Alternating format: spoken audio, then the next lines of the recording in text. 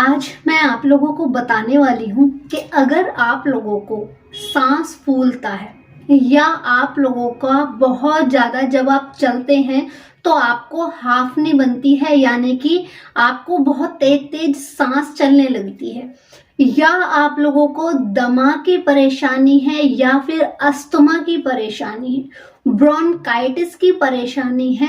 अगर इनमें से कोई भी परेशानी आप लोगों को है तो ये वीडियो है आप लोगों के लिए, इसलिए वीडियो को देखिएगा पूरा। और अगर आप लोगों के काम की होती है ये वीडियो तो प्लीज इसे लाइक किए बिना मत जाना। और अगर आप लोग मेरे चैनल पर आए हैं पहली बार तो चैनल को सब्सक्राइब करके बेल आइकन को दबाना ना भूलें। और जब 50,000 की फैमिली कंप्लीट हो जाएगी तो आप लोगों के लिए है एक बहुत बड़ा सरप्राइज। तो चलिए जल्दी से 50,000 की फैमिली कंप्लीट करा दीजिए।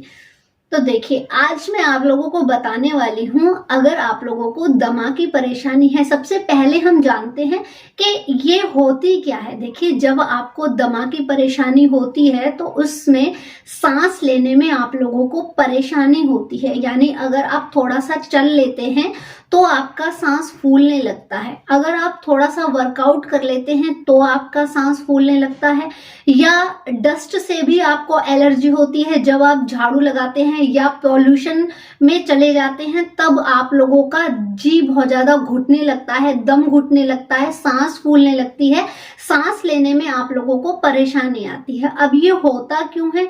देखिए, आज के टाइम में पॉल्यूशन बहुत ज्यादा हो चुका है। दूसरी चीज, खान पान जो है वो बिल्कुल भी सही नहीं है, हमारा लाइफस्टाइल बिल्कुल भी सही नहीं है हमारा, तो यही मेन रीजन है। लेकिन रीजन कुछ भी हो, कारण कुछ भी हो, और हमें ऐसी प्रॉब्लम है, हमारा मेन मकसद है वो है आपकी हेल्थ को सुधारना, आपकी जो हेल्थ है उसको सही रखना। अब इसके लिए आप लोगों को क्या क्या चीजें करनी है वो ध्यान से सुनिएगा। अगर ऐसा आप कंटिन्यू करेंगे तो यकीन मानिए एक ही हफ्ते में आप लोगों को बहुत ही अच्छा असर दिखाई देने लगेगा। और दूसरी चीज, अगर आपको बलगम की भी परेशानी है, यानी कि डिप्थीरिया जैसी प्रॉब्लम भी है, सांस की परेशानी तो है ही, साथ में अगर आप सांस लेते हैं और छाती में से आपको घर घर की आवाज सुनाई देती है, तब उसका ट्रीटमेंट भी मैं आपको इस वीडियो में बताने वाली हूँ। तो देखिए, सबसे पहले आपको क्या करना है, सुबह खाली पेट आप लोगों को 1 चम्मच दूध लेना है और उसमें 2 बूंद आंख के दूध की मिला लेनी है।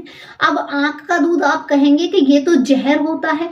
जी हाँ, ये बिल्कुल जहर होता है। कुछ नियमों को अपना करके अगर आप इसे यूज करेंगे तो आपको ये नुकसान देने की जगह फायदा करेगा। पहला, जब आप आंख का दूध निकालते हैं तो वो सूर्य उदय से पहले निकालें, ठीक है। दूसरी चीज, जब आप आंख का दूध निकालते हैं तो जब डंडी को तोड़ेंगे तो डायरेक्ट चम्मच में वो 2 बूंद ले लें। और जब आप दूध को निकालते हैं तो उस टाइम आपके जो हाथ हैं वो बिल्कुल साफ सुथरे होने चाहिए। और दूध निकालने के जस्ट बाद अपने हाथों को अच्छे से साबुन से धो लें। आंखों पर इसका इस्तेमाल ना करें, यानी कि जब आपने आंख का दूध निकाल लिया है तब उन हाथों से आंखों में अगर खुजली हो रही है तो आंखों को बिल्कुल भी ना खुजाएं, क्योंकि आंख का दूध बहुत फायदेमंद है लेकिन आंखों के लिए ये जहर है, तो इसलिए आंखों पर इसका यूज ना करें, ठीक। अब आपको क्या करना है, सुबह खाली पेट इस दूध को पी लेना है 1 चम्मच दूध में मिला करके। और ऐसा आपको कब तक करना है, ऐसा आपको 1 हफ्ते लगातार करना है, सिर्फ एक ही टाइम सुबह खाली पेट। अगर किसी को एलर्जी की प्रॉब्लम है तो उस पेशेंट को, इस दमे वाले पेशेंट से बिल्कुल दूर रखें, नहीं तो उसकी परेशानी दूसरे पर्सन में भी आ सकती है, ठीक है। तो आपको ये काम करना है, पहला आपको सुबह खाली पेट आंख का दूध लेना है। दूसरी चीज आपको क्या करना है, जब आप नहाते हैं तो नहाएं आप हल्के गुनगुने पानी से नहाना है, ठंडे पानी से आपको नहीं नहाना है। और जिस टाइम आप नहाते हैं उस टाइम, नहाते टाइम सरसों का तेल हाथ पर लीजिए, आधा चम्मच सरसों का तेल लीजिए। सरसों का तेल कच्चा ही होना चाहिए, उसको गर्म किया हुआ नहीं होना चाहिए। हाथ पर लीजिए और एक नाक बंद करके और ऐसे खींचिए और फिर दूसरी नाक बंद करके इस तरह से आपको खींचना है। कब खींचना है? जब आप नहा रहे होते हैं, ठीक है। अब आपको क्या करना है, अब जब आप रात को सोने के लिए जा रहे हैं तो उससे पहले आप लोगों को 2 काम करने हैं। कौन से 2 काम करने हैं? पहला काम करना है 2 चुटकी अजवाइन लेनी है और आपको 2 ही चुटकी मुलैठी लेनी है। ये दोनों ही चीजें आपको पंसारी की दुकान पर आसानी से मिल जाएंगी।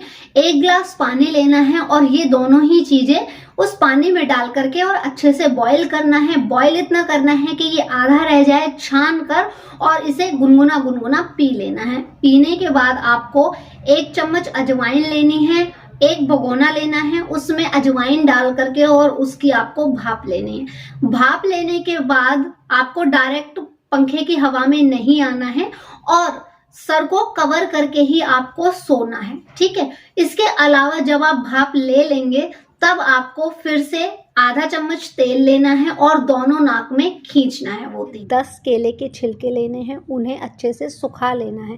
इतना सुखाना है कि वो जल सकें और जलने के बाद उनकी जो आपको राख मिलेगी उसे एक कांच की डब्बी में भर करके रख लें। उसके बाद आपको क्या करना है, एक चिकनी सुपारी लेनी है और उस चिकनी सुपारी में से 1/4 सुपारी लेनी है, उसको अच्छे से पीस लेना है और 3 से 4 चम्मच पानी में उसे भिगो देना है। और फिर उसी चम्मच में आपको 3 से 4 ग्राम गुड़ लेना है और 1/4 चम्मच वो राख लेनी है। इन तीनों ही चीज़ों को अच्छे से मिक्स कर लेना है। 10 से 15 मिनट तक उसे ऐसे ही रखा रहने दें और फिर उसके बाद उसे दिन में किसी भी समय खा लें। आपकी ये परेशानी ख़त्म हो जाएगी। ऐसा आपको 3 महीने लगातार करना है। Thank you. अगर यही प्रक्रिया आपको अगर आप डेली करेंगे तो आपको चाहे वो दमा की परेशानी हो, अस्थमा की परेशानी हो, ब्रोंकाइटिस की परेशानी हो या आप लोगों को सर्पघट की प्रॉब्लम हो, दोनों ही ये सारे ही परेशानियां आपकी बिल्कुल खत्म हो जाएंगी। ये नुस्खा बिल्कुल ही आजमाया हुआ है। बहुत 20 साल पुराना नजला, अस्थमा, ये परेशानियां इस नुस्खे से बिल्कुल ही खत्म हो गई हैं। तो उम्मीद करती हूँ आप लोगों को भी ये वीडियो देख करके लाभ होगा अगर आप लोग इसे अपनाएंगे तो। फिर मिलते हैं नेक्स्ट वीडियो में, तब तक के लिए टेक केयर। और इस वीडियो से रिलेटेड कोई भी सवाल आप लोगों के मन में आता है तो प्लीज कमेंट बॉक्स में कमेंट करके जरूर पूछेगा और किसी हेल्थ इशू पर आपको वीडियो बनवानी हो तो भी कमेंट करके मुझे बता सकते हैं। आपके हर सवाल का जवाब देने की पूरी कोशिश की जाएगी। फिर मिलते हैं नेक्स्ट वीडियो में, तब तक के लिए टेक